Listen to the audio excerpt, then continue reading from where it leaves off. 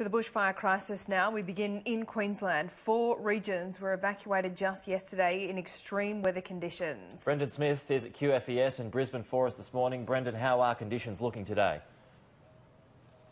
Well, thankfully, there's a slight reprieve for firefighters today. Temperatures have dropped and those winds have died off, but QFES is still very much across a number of very active fires here in Queensland. They include that fire in Woodgate in the Bundaberg region, Black Snake in the Gympie region, and of course that Noosa North Shore fire that is still rapidly burning through, and it is still at a prepare to leave level, a leave level rather, and a number of prepare to leave warnings are also in place for Queensland, including Peachy in the Toowoomba region. That's where we saw that water bombing aircraft actually have a hard landing yesterday. Thankfully, that pilot only suffered minor cuts and bruises. There's also a prepare to leave warning for Kinkuna Waters, and that is part of that Woodgate fire. Right now across Queensland, there are still 76 fires burning across the state. As I said, those temperatures thankfully have dropped for now, but they will pick up again tomorrow into the mid-30s. At the moment,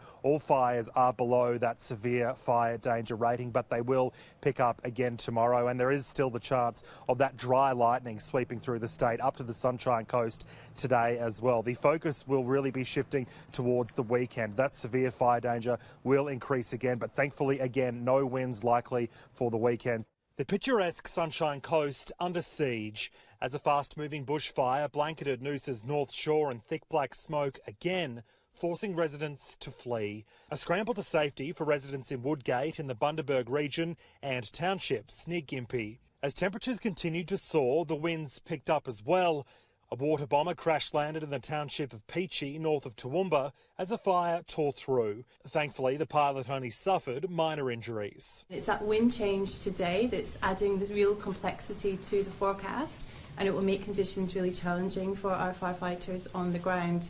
We've got a southwesterly change, a cold front that's moving in, and we've also got a southeasterly change. At the peak of Wednesday's fire emergency, more than 80 blazes were burning across the state. By Wednesday afternoon, the fires had claimed 14 homes. Now, of course, is the time not to be complacent. We need everybody to be listening to authorities. Heading into the weekend, authorities will be on high alert. If conditions stay the same, the amount of fires across the state could spike dramatically. Our real focus beyond today is right through to the weekend and beyond the weekend. With the number of fires that we have got, with the size of the fires that we've got in the landscape, severe fire weather potentially again through the weekend with the storms and continued erratic fire, the message really remains the same. There's a bit of a battle of air masses at the moment, so with that southwesterly and the southeasterlies, where that air comes together, there is the potential for some thunderstorms to form this afternoon.